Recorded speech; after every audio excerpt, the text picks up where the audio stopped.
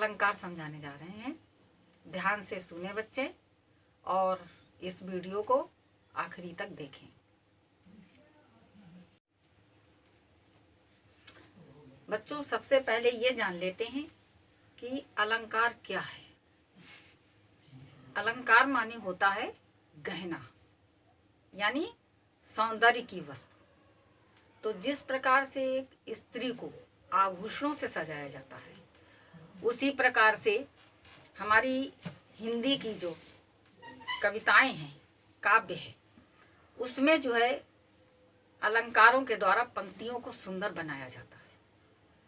यदि उसमें अगर पंक्तियों को पढ़ने में शब्दों की सुंदरता या अर्थ की सुंदरता नहीं है तो वो नीरस लगेगी।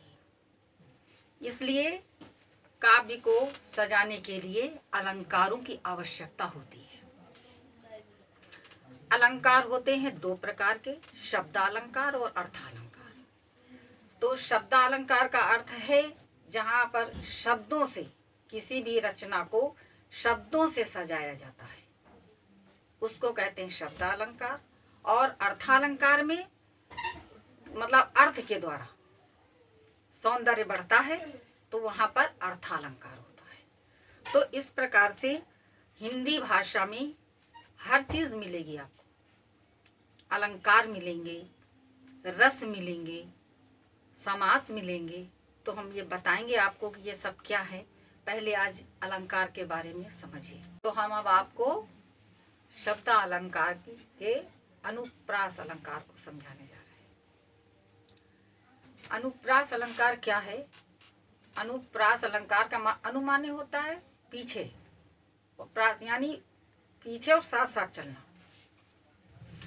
तो कोई भी शब्द जो है जिस अक्षर से शुरू होता है तो उसके बाद वाला भी शब्द जो है उसी व्यंजन से शुरू होता है।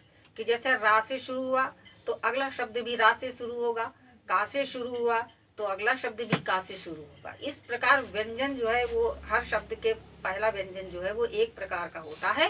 तो वहाँ पर अनुप्रास अलंकार होता है। कि जैसे कवि काव्य कला, कवि कीर्ति कथा, प्रकृति प्रियता प्रीति प्रथा। इस प्रकार से इसमें कवि, काव्य, कला सब का से ही शुरू हुआ। और एक और उदाहरण है कि तरन तनुजा तट तमाल तरुवर बहुछाए। शब्द कितने सुंदर हैं लेकिन तावर्ण से ही शुरू हुए हैं। कि तरन तनुजा तट तमाल तरुवर बहुछाए। तो इस प्रकार से तावर्ण की बार बार अभिव्यक्ति हुई है। इसलिए जब तावर्ण कई बार आता है, दो बार आए या दो से अधिक बार आए, तो वहाँ पर अनुप्रास अलंकार होता है। तो कोई भी वर्ण अगर कई बार आता है तो वहाँ पर अनुप्रास अलंकार की अभिव्यक्ति होती है। इस प्रकार अनुप्रास अलंकार के उदाहरण कई एक हैं। कि जैसे इसमें है, आपकी बुक में भी हैं कि कू की के की और कलित कूंजन करत कलोल। यहाँ पर का वर्ण की कई बार अभिव्यक्ति हुई है, इसलिए यहाँ पर अनुप्रास अलंकार। तो शब्द देखिए का से ही शुरू है लेकिन कितना सुंदर इसका अर्थ बना है। तो इस प्रकार से सौंदर्य को लाने के लिए हमारे यहाँ अलंकार का प्रयोग होता है। अब आपको बताएंगे यमक अलंकार। तो यमक अलंकार क्या है? यमक अलंकार में कोई भी शब्द एक बार आए या दो बार आए, परंतु उसका अर्थ जो है वो भिन्न भिन्न होता है। यमक अलंकार की यही पहचान है कि शब्द एक बार आए या दो बार आए, परंतु उसका अर्थ भिन्न होगा। जैसे कि कनक कनकते 100 गुनी और मादकता अधिकाय, या खाए बौरात है वा पाए बौराए। तो इसमें यमक अलंकार कनक में है। एक एक कनक के माने होता है सोना और दूसरे का अर्थ होता है धतूरा। तो अर्थ यहाँ पर कनक कनक आया दो बार, परंतु इसका अर्थ भिन्न है। यानी कि व्यक्ति अगर धतूरा खा ले तो वो पागल हो जाएगा, और किसी को अत्यधिक सोना मिल जाए, बहुत अधिक धन मिलने पर भी आदमी बौरा जाता है, पागल हो जाता है। तो यहाँ पर दो अर्थ हुए इसके, कनक के।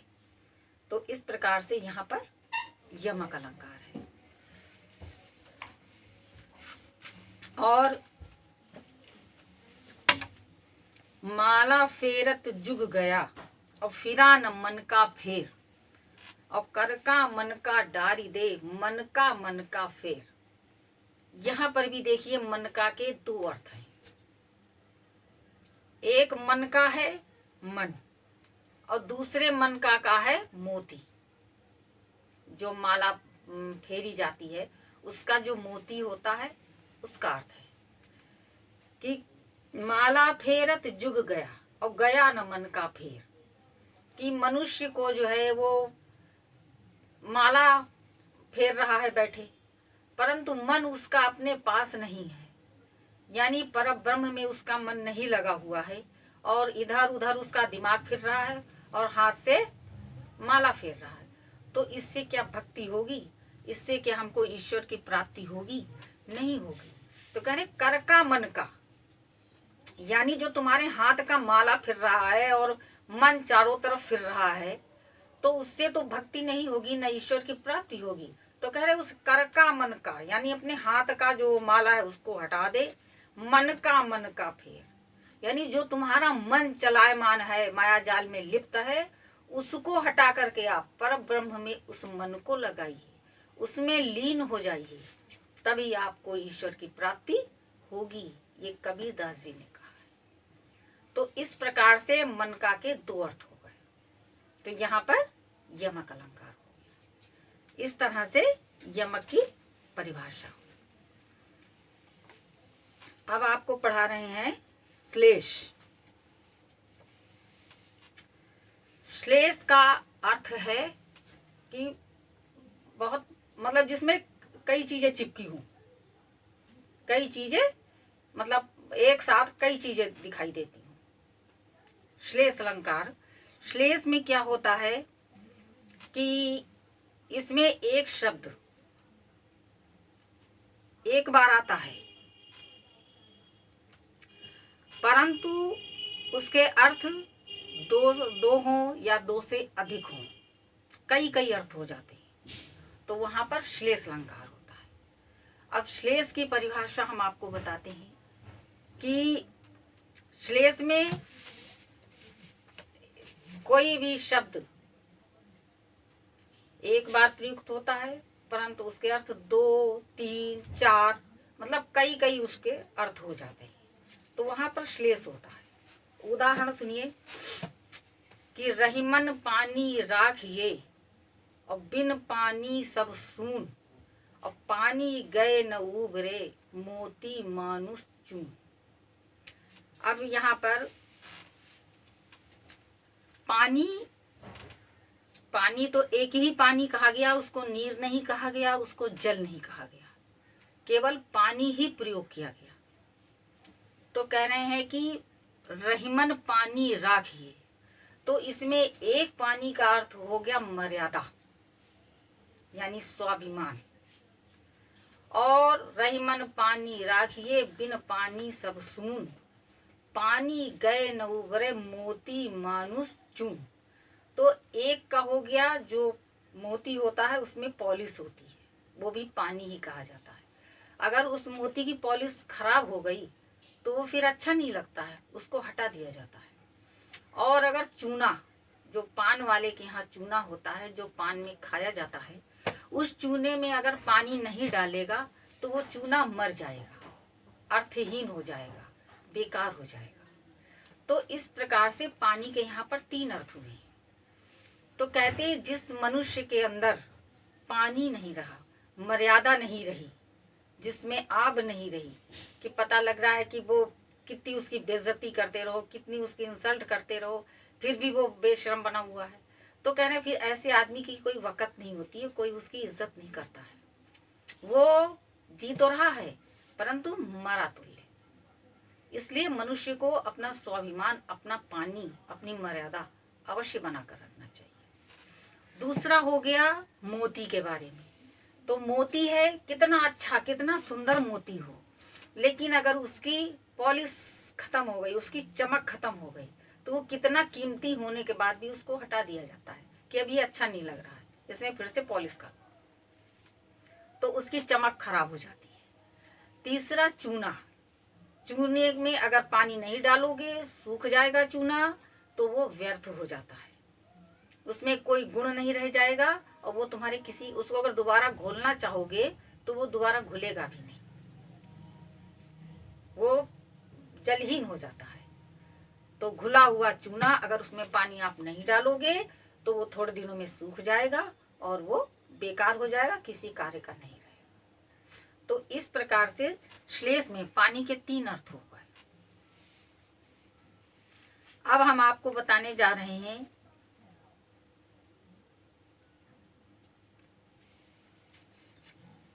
और एक और है,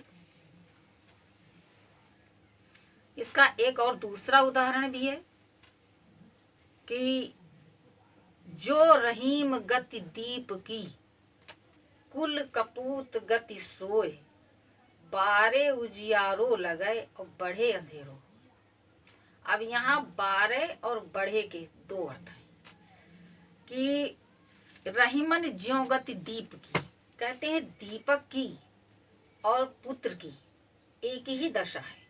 क्योंकि देखिए, किसी के यहाँ अगर पुत्र होता है तो कहते हैं घर का चिराग आ गया, कुल का चिराग आ गया, और जिसके यहाँ पुत्र नहीं होते हैं तो कहते हैं कोई दीपक जलाने वाला नहीं है, कोई चिराग जलाने वाला नहीं है। तो और इसमें एक तो पुत्र के बारे में हो गया और दूसरा दीपक के बारे में हो गया। तो कहते हैं कि जो रहीम गति दीप की, कुल कपूत गति सोए। कह रहे जिस प्रकार से दीपक को जब जलाया जाता है तो क्या होता है, अंधकार नष्ट होता है, और ऐसे ही कुल में जब पुत्र उत्पन्न होता है तब भी लोग बड़े प्रसन्न होते हैं, वो प्रसन्नता का प्रकाश वहाँ फैला होता है। तो दीपक को जलाने से प्रकाश होता है, पुत्र के उत्पन्न होने से भी खुशी का प्रकाश होता है, पूरे परिवार में खुशी छा जाती है कि हाँ बेटा हुआ है। बारे उजियारो लगे बढ़े अंधेरे, लेकिन उस पुत्र के बारे में कोई नहीं समझ रहा है कि आगे चल के ये रोशनी हमें देगा या हमारे परिवार में अंधकार कर देगा। क्योंकि अगर वो कुपुत्र निकल जाता है तब तो परिवार में अंधकार ही छा जाएगा। पुत्र होने के बाद भी कुपुत्र अगर हो गया, बुरा निकल गया, तो वो तो अपने परिवार को अंधकार की ओर ही ले जाएगा। तो कह रहे बारे, यानी जब दीपक को, बारे माने छोटा, और बारे का दूसरा अर्थ है दीपक को जलाना। तो बारे और बढ़े के 2 अर्थ हो गए।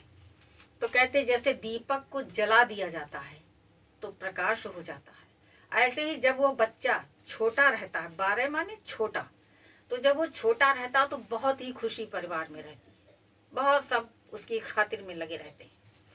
परंतु वही बच्चा जब बड़ा हो जाता है और वो कुलघाती कार्य करने लगता है, अपने परिवार में तमाम प्रकार के अपवाद पैदा करता है, तो वही बच्चा फिर बढ़े अंधेरों, बड़ा हो के अपने परिवार में अंधकार ला देता है।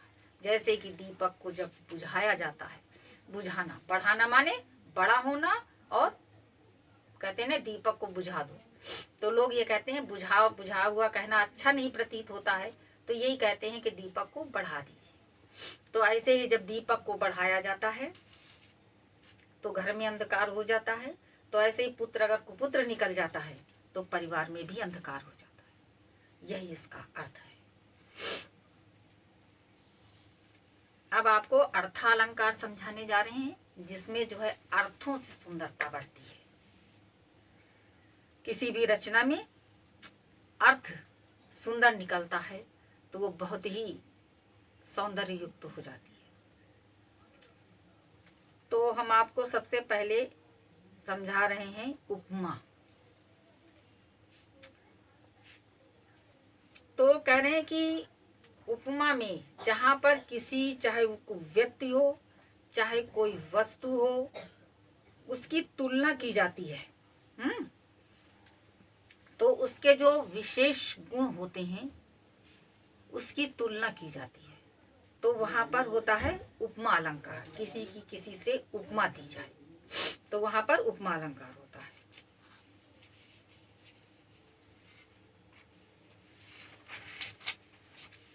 अब जैसे कोई गुणवान है तो कोई किसी की उपमा देवी देवताओं के साथ दे दी जाती कि अरे ये तो राम के समान, ये तो सीता के समान सुंदर है, ये तो राम के समान गुणवान है। तो इस प्रकार से अगर किसी की किसी से उपमा दी जाती है तो वहां पर उपमा अलंकार होता है। तो उपमा अलंकार का आपको बता रहे हैं उदाहरण।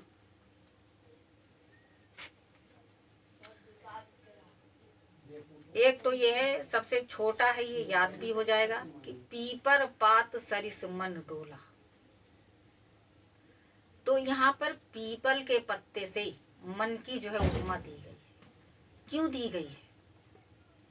कि जिस प्रकार से हवा चले ना चले, कुछ भी हो, पीपल का पत्ता सदा डोलता रहता है, वो सदा हिलता रहता है। और ऐसे ही मन कभी भी एकाग्र नहीं रहता है, कभी भी शांत नहीं होता है। आज यहाँ है, कल वहाँ है, अभी जरा देर में कुछ सोच रहा है, कुछ मतलब वो भटकता ही रहता है। कोई क्षण ऐसा नहीं जाता है जो कि मन हमारा चलायमान न होता हो। इसी प्रकार से पीपल का पत्ता जो है वो चलायमान है, इसीलिए मन की उपमा पीपल के पत्ते से दी गई।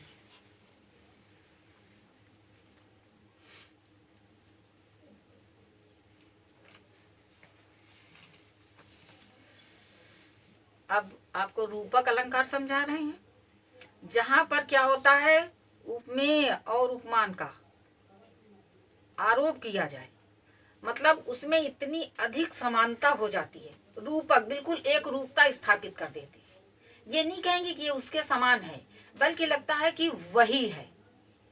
तो जहां पर एकदम किसी दूसरी चीज को भिन्न न मान करके बिल्कुल एक रूप बना दिया जाता है कि ऐसा प्रतीत हो रहा है कि ये बिल्कुल वही है, तो वहां पर यानी एक रूपता स्थापित कर दी जाती है।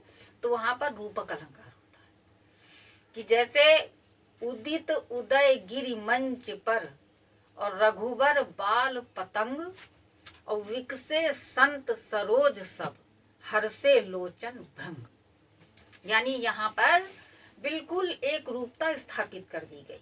ये उस समय का वर्णन है जब भगवान श्री रामचंद्र जी धनुष तोड़ने के लिए धनुष के मंच पे खड़े होते हैं उसको उठाने के लिए।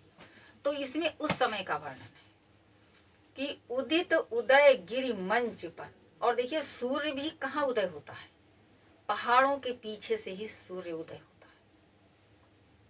जब पहाड़ों पे आप देखिए तो ऐसा लगेगा कि पहाड़ों के बीच में ही सूर्य जो है उदित हो रहा है। तो वो मंच क्या है, पहाड़ के समान है, और उस पर राम रूपी ये नहीं कहा गया सूर्य के समान, बल्कि उदित उदय गिरि मंच पर रघुबर बाल पतंग। तो भगवान श्री रामचंद्र जी उस मंच पर खड़े हुए हैं, तो वो ऐसा प्रतीत हो रहा है कि बाल सूर्य यानी छोटा सूर्य जब उदित होता है, छोटा सूर्य जो है वो उदित हो गया है। और जब सूर्य उदय होता है तब क्या होता है, विकसे संत सरोज यानी संत रूपी सरोज यानी कमल। तो जब सूर्य उदय होता है तो कमल खिल जाते हैं। तो जब वो उस पर खड़े हुए तो जितने ऋषि मुनि जो बैठे हुए थे वो बड़े प्रसन्न हो गए कि अब तो कार्य की सिद्धि होगी, अब तो धनुष टूटेगा। तो वो लोग बहुत प्रसन्न हो, खिल, उनके जो ऋषि मुनि बैठे थे तो वो खिल उठे, प्रसन्नता से खिल उठे। तो विकसे संत सरोज हर्षे लोचन भ्रंग। और उनके जो नेत्र हैं उनको काहे की उपमा दी, काहे की रूपता स्थापित की, भंवरे की। जब कमल खिलता है तो भंवरे बड़े प्रसन्न हो जाते हैं उसका मधुपान करने के लिए।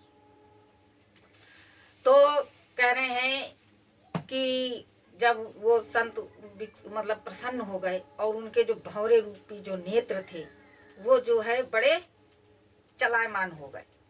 जैसे भंवरा जो है फूलों पर मंडराने लगता है, तो उनके नेत्र जो थे वो प्रसन्नता के कारण बड़े हर्षित हो गए, खुश हो गए। और हर्ष से लोचन भ्रंग, तो इसमें एकदम एक रूपता स्थापित की है। इसमें ये नहीं कहा गया कि वो भंवरे के समान है या वो कमल के समान है, बल्कि उनको कमल और भंवरा और सूर्य की बिल्कुल रूपता स्थापित कर दी। तो इस प्रकार से इसमें रूपक अलंकार है। रूपक अलंकार में कोई भेद नहीं रहता है, बिल्कुल एक बना देते हैं।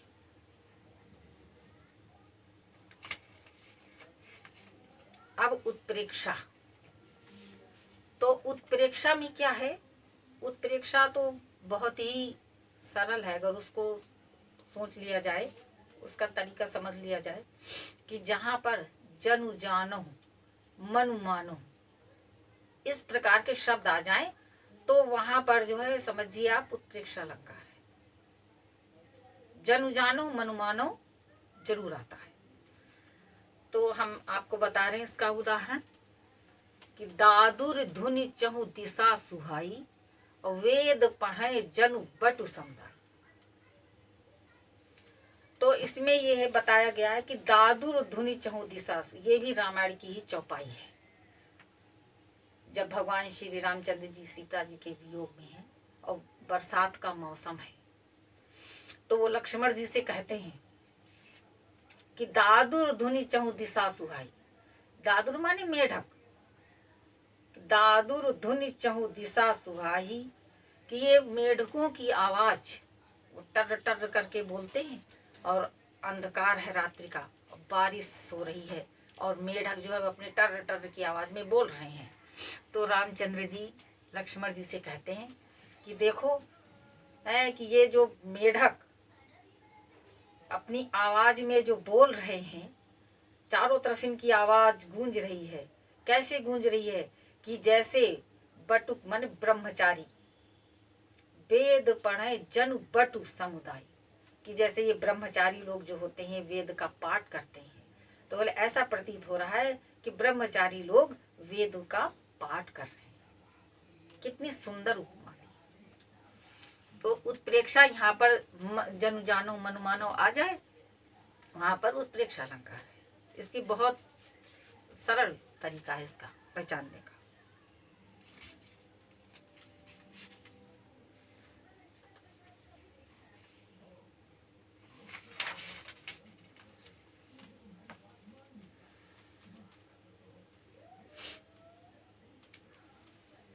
बस उत्प्रेक्षा मानवीकरण बता।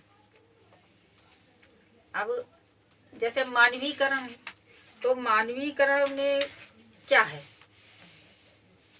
जिसमें मतलब किसी कविता में कवि जो है कभी स्त्री मान लेता है, कभी पुरुष मान लेता है, कभी प्रियतमा मान लेता है। प्रकृति को वो हर रूप में देखता है, कभी नायक नायिका के रूप में देखता है।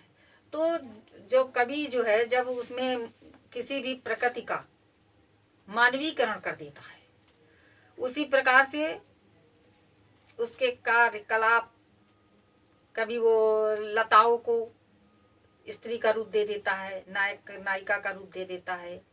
तो इस प्रकार से जब कवि अपनी कविता में प्रकृति को एक स्त्री रूप मान लेता है, वहां पर मानवीकरण होता है। मतलब उन्होंने उसको मानव का रूप दे करके और उसका उसी प्रकार से वर्णन किया है, तो वहां पर मानवीकरण अलंकार आ जाता है।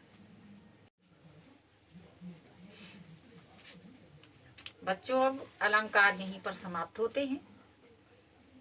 अगर आपको हमारी वीडियो पसंद आई हो तो लाइक कर दें और चैनल को सब्सक्राइब करके बेल आइकन दबा दें।